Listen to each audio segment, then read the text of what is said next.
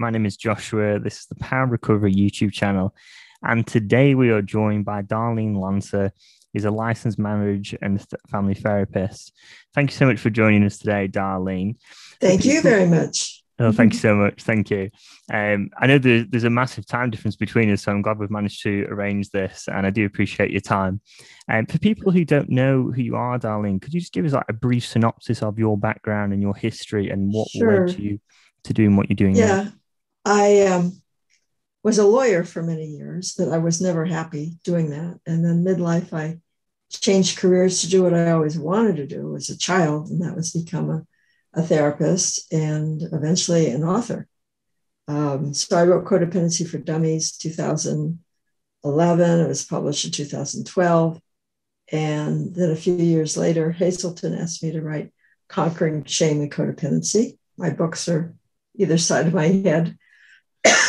And then recently I wrote Dating, Loving, and Leaving a Narcissist over here on my lower right over here. Because it turns out a lot of codependents are in relationships with narcissists. So, but all along I've been having for over 30 years a psychotherapy practice, and I coach people internationally. So I enjoy that. That's awesome, Darlene. Thank you for that. Yeah. And just touching on, I just mentioned it just before we start the interview, Darlene. I've actually read Darlene's Codependency for Book for Dummies about 3 or 4 times, and I'm actually dyslexic and I struggle reading. So that was a book I found quite easy to read and internalize it to memory. And I usually struggle with my memory too. So Darlene did actually say it's available on audio now as well. So there you go, another side benefit. So kind of touching on what you had mentioned then, Darlene, about narcissism. I know your work on this is quite prolific. Even your website, you go into great detail about codependency and narcissism and self-esteem and tying it all together. I know the term narcissist gets thrown around quite a lot as a kind of famous buzzword now. People just throw it out kind of whimsically over everything these days. Is there a proper clinical definition of this, of someone with actual narcissistic personality disorder rather than just a narcissistic tendency? Right. It's called NPD. And they require like 5 traits. 3 are essential, which would be lack of empathy, and then an unrealistic need and expectation of admiration. And the third would be grandiosity. And it could be not just how successful they are, but it could be, I should be successful, like in their imagination. And then there's 9 traits altogether, but they only need like 2 more, those 3 and 2 more to qualify. So of the 9, there's several that start with E to help you remember, a sense of entitlement, that they are above the law, above the rules, they're special, they deserve special treatment, they shouldn't have to wait in line, buy a ticket, pay their bills, or whatever. They're entitled because they're so special and great. Exploitation. They often exploit other people. Envy. They can be very envious of other people because they want to be number one. They don't want anyone to be better than them. And with some narcissists, they will retaliate and try to undermine someone who they think is better than them or achieve something that they think only they should achieve. So that kind of vindictiveness and retaliation, the more malignant, there's a type of narcissist they call malignant. It's more severe and more cruel, more sociopathic. They might go after someone who they envy. So those are 3 more. And then arrogance. They think they're better than everyone else. And it kind of goes along with feeling better than and special. They like to associate with high status people, high status in institutions. They want to wear only designer labels and drive the best car, brag about the best school they went to, get the best table at the best restaurant. You kind of get the picture. So those are some of the other traits that, and entitlement, by the way, is one that's considered the most obnoxious and hard to live with. And clients are telling me, I did so much. I sacrificed for my husband or my wife, and I asked like one favor and they couldn't be bothered. I would never do that to them. I would never hurt them this way or that. So they don't understand. A narcissist thinks they're special, and people complain that they're hypocritical. Well, that's part of the diagnosis.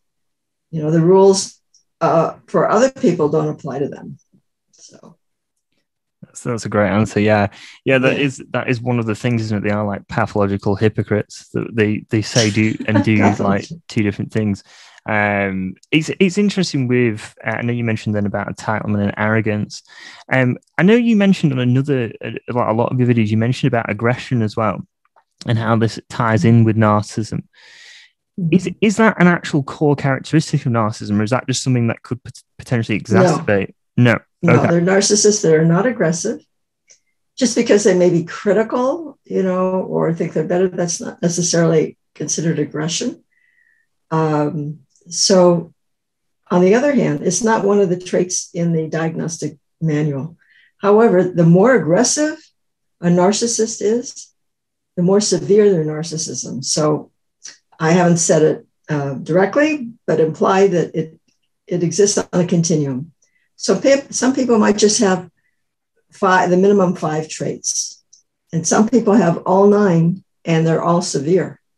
So they can have 5 and they're mild. So it's on a continuum, and the more severe, the more lying they do, the more they break the law, immoral, the more cruel they are. Then it's considered malignant narcissism, and borderlines on like they're sociopathic narcissists. They qualify for sociopathy and narcissism, where sometimes they have a conduct disorder in childhood. And then there's more illegal, immoral behavior, more cruelty, more lying, vindictiveness, and that sort of thing. So, yeah. Yeah, that's a great answer. Oh, yeah. I know what I was going to say. Yeah. One of the traits of narcissists is that they are, and this is hereditary, by the way, it's 50% hereditary narcissism. Wow, I never knew that. Also environmental. Yeah. So the research on twins. So they have a personality trait that's antagonistic. So they may be very disruptive and constantly want to argue or disagree. They're disagreeable.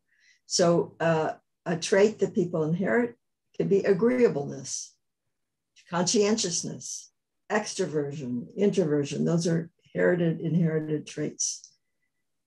So they score very low on agreeableness. So they generally are, that's one of the common traits that ties them all together, very disagreeable, not necessarily aggressive, but many are aggressive. Some can be violent, although it's not necessarily true that, that they're violent. Yeah. No, yeah, I love that. That's so interesting. I've never heard that statistic before. Yeah. And in terms of that, there was another video I'd seen a while back, and you were referring to rage from the narcissist. And I think if I remember rightly, is it some form of like attack on? They view it as like an attack on the self. It's a very, very deep and very primal wound. Could you just talk about that a little bit and how that Sure. happens? It's called narcissistic rage, and it's when they feel humiliated. So one of the things that explains their whole personality and all these traits is shame. So they think they're better than, because like a bully inside, they're afraid they're less than. So their whole personality is a mask for their insecurity. So they're very thin-skinned. So people say they can dish, but they can't take it. So they're very sensitive to criticism. And by the way, introverted narcissists are the most sensitive of all. And I can go into the different types if you'd like me to. Yeah, that's a good. Yeah, they're considered like the covert narcissists. So they're very sensitive to criticism. And when they feel that they're attacked, and you may not have attacked them or said anything derogatory, but in their mind, they feel criticized, and they can go into a rage. So just to inform people, anger is different than rage. Anger is like when you don't get your needs met, you're frustrated. can't get what you want. So rage is usually goes back to your childhood. It's touching some wound where it's an existential threat. It's like your identity is under attack. So going back to their childhood or their view of themselves that they're so great. So if there's any chink in their armor, it's like a mortal wound to them because they have to keep up this facade. So the rage is to push you away. It's a way to keep them safe. Their anger and their aggression is to keep them safe. That's the motive for it, to push you away, even though it ruins relationships. Yeah, that's a really good answer. It is that. Is it essentially because when you do push that button, and it's interesting because it could be something so like infinitesimal, like so small to the average person, but to them it's this humongous thing, and it's like you push them ever so slightly, and all of a sudden they just fall apart. Is it that because when they are exposed, it is actually exposing that facade that you were kind of alluding to there, that they are so angry that they have to, like you're saying then, like it's not like a transient feeling of anger where you didn't really get your needs met, so you're frustrated, but because they're exposed, is like, you're seeing me now for who I actually am. I'm going to actually hurt you back as, like just as much, or something to that effect. Mm-hmm. Well, they think they're exposed, or to themselves. Like if you disagree or prove them wrong about something, you never should argue with a narcissist. It's a losing battle because, first of all, you give them an opportunity to be one up on you, because that's what their whole thing is like. They want to win. Their partners want to go along to get along. Narcissists want to be on top. They want to get ahead. They don't care about getting along. So they'll provoke arguments just to show you you're wrong and they're right. They just want to one up you. So when you argue with them, in a sense, you're saying, do you approve of me? Do you validate me? If you just say, well, we disagree, and walk away, then they're left with their own like insecurity and upset. So when you disagree, then in their mind, maybe their correctness or their authority or whatever is being challenged. Who they're immaculate, they're perfectionism. A lot of them are perfectionists. It's been called, sometimes narcissism is called the pursuit of perfection, because they have to, they have perfect health. They wrote the perfect letter. They have to be perfect in the best, in number one in everything. So anything that dispels that illusion, they can't tolerate. So they'll go into a rage to kind of like push that away and to defend themselves. Wow, that's incredible, and I've definitely seen that actually happen many, many times with a lot of people. I know you kind of were touching on it then, Darlene, where you mentioned about that it is kind of a losing battle with narcissism, that they almost love the bringing you into their world and fighting back. Yeah. Mm-hmm. Is there a way to not necessarily fight with them, but is there a way that you can assert your needs in a way that you might get them from a narcissist if someone has like maybe some of the tendencies or something like that? Yeah, that's what my book is all about. It's like, how to improve or leave narcissistic and abusive relationships. And a narcissist is very insecure underneath. So a lot of the things people do naturally gives them more power. And the book is about how to take back your power and how to try to get your needs met. And you can make substantial changes. You might not get them to be very empathetic and nurturing to you. That's probably not going to happen. But you can get them to stop their abusive behavior by basically it's operant conditioning, reward and punishment. You don't reward the bad behavior. You reward the good behavior, and you don't engage in their illusions, and they'll draw you into their reality, and you get really confused. So you don't do that. You don't defend yourself. There's an acronym called JADE, JADE. So you don't justify, you don't argue, you don't defend, you don't explain. You don't have to justify your position to them. They're never going to agree with you. They always think they're right. So you have to detached from that, that's difficult. Because, when I talk to clients, they really want to be understood by the narcissist. They don't realize the narcissist sees them as a two-dimensional cutout, like an extension of themselves. That has to do with their, early development. I go into a lot in the book. So they don't have object constancy. They don't see you as separate from themselves. So they don't even realize or think about that you have separate needs, that you have separate feelings, that you have separate value other than what they need you for. So to try to be understood by them, in most cases, is a losing proposition. Now, some narcissists are more capable of that than others. They're more introspective. Some will even apologize. So again, it exists on a continuum. So you have to find out, and my book has a lot of scripts and checklists and things like that. You have to find out where your leverage is. So, for instance, if you're training a dog, is he going to want reward with food or treats, or is he going to want hugs and be petted? Well, you have to find out what this narcissist really wants from you. Maybe it's sex, maybe it's companionship, maybe it's just attention, wants to be listened to, maybe it's praise, maybe with a woman narcissist, she wants to know how beautiful she is.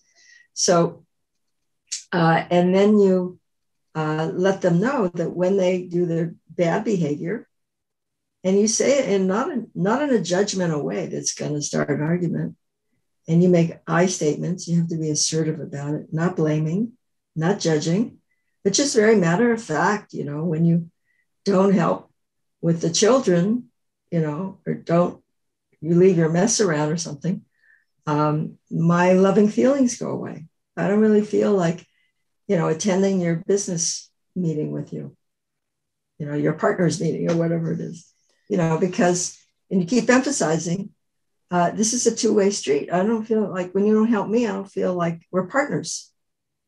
Or I start to lose hope about the relationship, how this can last. Because, it's a two-way street. Relationships, everything is transactional for them. They want to get what they want at the lowest price. It's like they're always negotiating. How can I get what I want with the lowest investment? So I had a client who complained her narcissist never took responsibility for everything. Well, because she took responsibility. She was always helping him in every way. And then he got, off scot-free, was never had to take responsibility. And that's why the way he was raised, probably.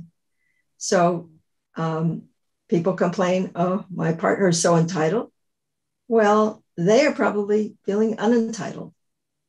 They sacrifice. They say he's so selfish. Well, they're too selfless. So I tell people, codependents, they have to be a little more narcissistic. It's not, you could have healthy narcissism too. I have I have over 200 blogs on my website. You mentioned that, and I have one on like healthy narcissism. That's awesome. Just to add to that as well, I read some of Darlene's blogs just before like preparing for this interview, and they're really well written. Honestly, Darlene, you're an amazing writer. You have this ability to really bring a lot of like nuanced concepts which make a lot of sense to me and put them in a very clear way, and also make it very creative when you write, which keeps me interested. It isn't just like this bland, like psychobabble. And it's like, oh God, this is just like, it keeps me engaged. And then when I see it in real time, I'm like, right, yeah, I get it now. And just touching on what you said about assertiveness skills as well, Darlene. I know you mentioned an I statement. I did actually notice when I was speaking to you that I can tell that you have like really, really worked on yourself as well. I can tell that you've done a lot of work with your own recovery and boundaries. And I get that sense from you. In terms of like, just like with your own, with your own recovery, where do you say you're at now? Do you feel as though you've healed? Does some little stuff come up every now and again? Do you feel as though you have got to a place now where you've got your assertiveness skills down, your esteem's very high, and where are you at the moment? Well, the biggest challenge for me is to work less, and nurture myself more and care for myself more. I really love to work. So it's gratifying, but sometimes it's not always the best for my health. So I have to put limits on that and nurture myself in other ways. So, but it's interesting what you said. One of my first books, I think maybe even before I wrote the Darlenes book, I can't quite remember, but around the same time, was 10 Steps to Self-Esteem, the ultimate guide to stop self-criticism. So all my, aside from the 3 paperbacks, I wrote 8 ebooks. They're all self-help books with exercises. So one of the main things that people have to do is work with their inner critic, because people are shaming themselves all the time and they may not know it. And it could cause depression and paralysis and low self-esteem. So that book is a 10 simple exercises, sequential, to start to befriend your inner critic.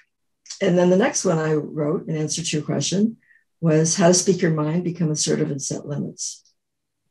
And that's an ongoing process.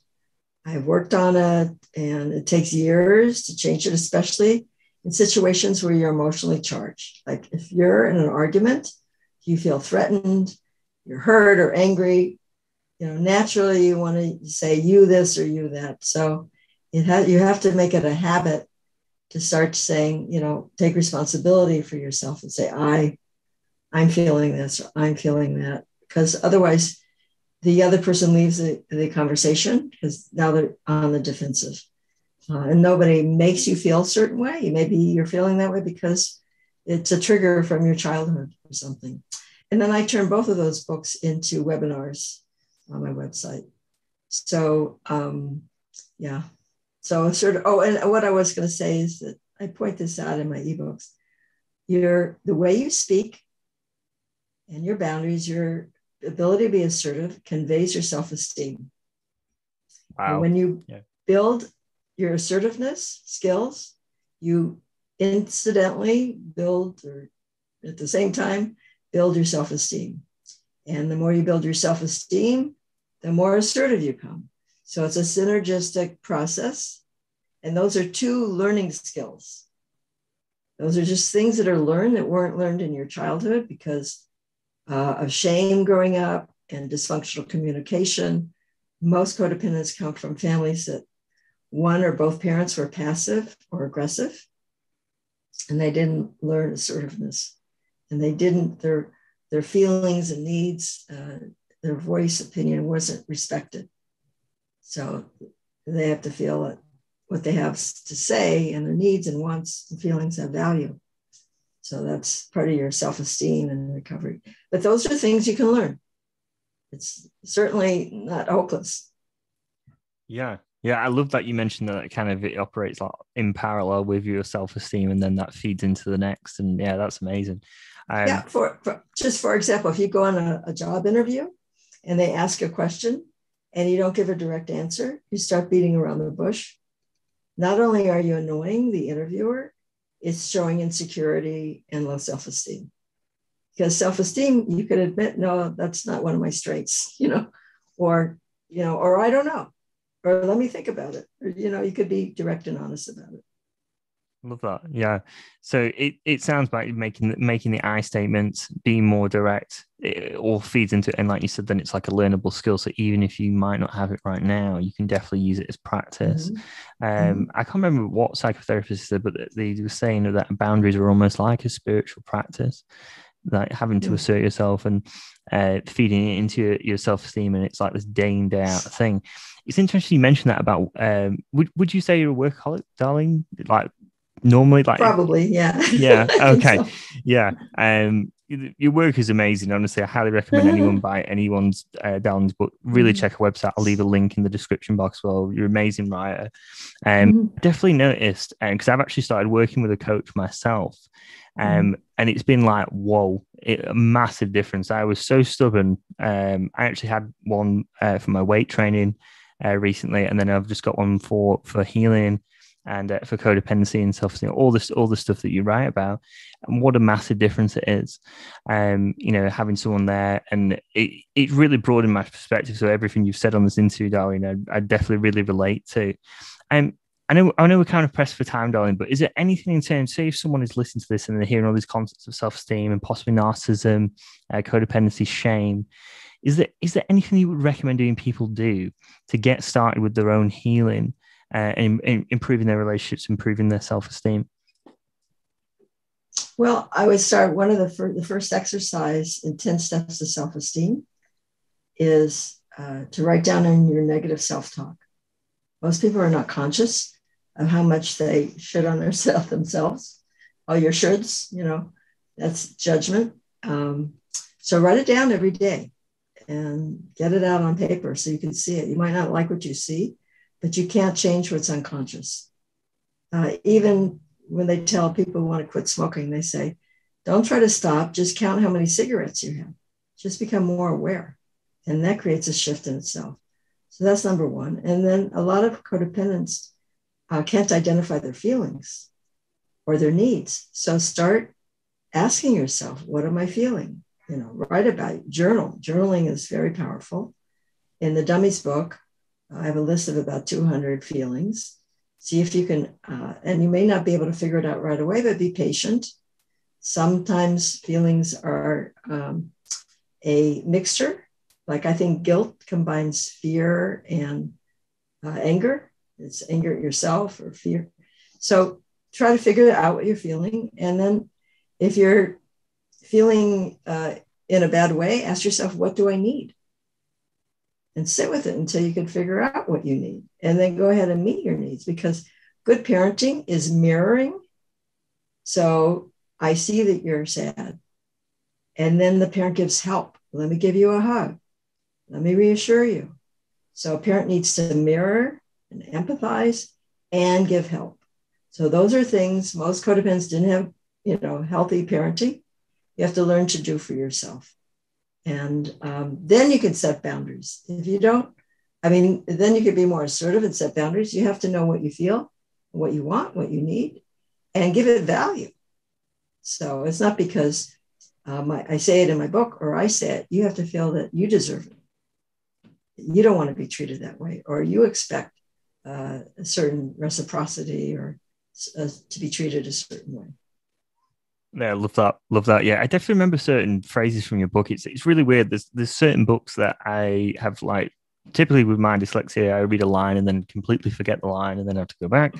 One of the ones that I've always remembered, and I read this book, I think it must have been, it might have been the second to last year of my unit, it might have been 2016, I want to say, possibly.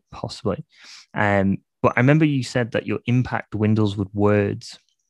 And you were saying how that if you when you're relating to self-assertiveness, that if you just drag it out and make it not particularly very concise and make it like this waffly speech when you're trying to assert your boundaries, that the impact can dwindle.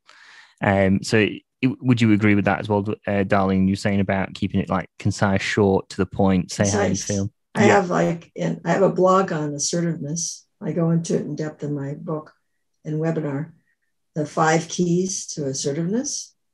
And one of them is, directness, conciseness, courtesy, cognizance, taking responsibility for what you're saying. Listening is very important. It's not just thinking about what you're going to say, but listening to the other person.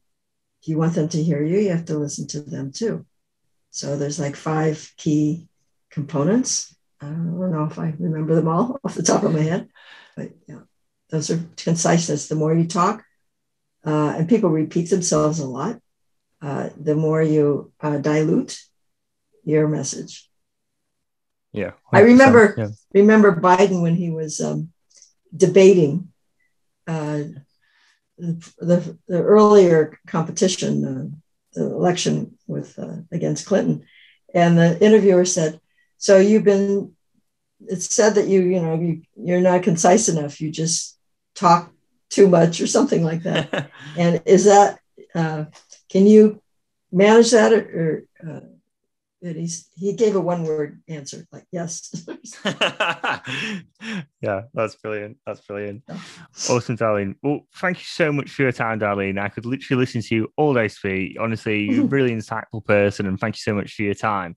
if Thank people you. are interested in working with you and they've listened to this stuff, I know for a lot of people, like when they hear this stuff, because it is quite to the core of our personalities and who we are as people.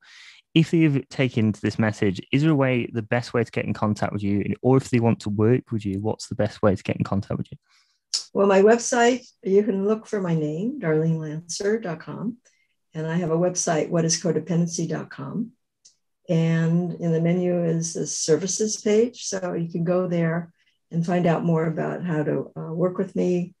If you're outside of California, I do coaching internationally. And you can sign up to my website, get my blogs. You can listen to my podcasts on my media page and webinars. And I have a YouTube channel. I'm on Instagram. I'm on Facebook. I'm on Twitter. So every day I post different things and different articles. I also write for Medium. So if you just put my name in Google, you'll find me. Awesome. Yeah. Honestly, it's amazing, Darlene. You seem to do so much, considering like you cover so many grounds in your work. I definitely recommend people get Darlene's book, Codependency for Dummies, if that is touch you on the interview.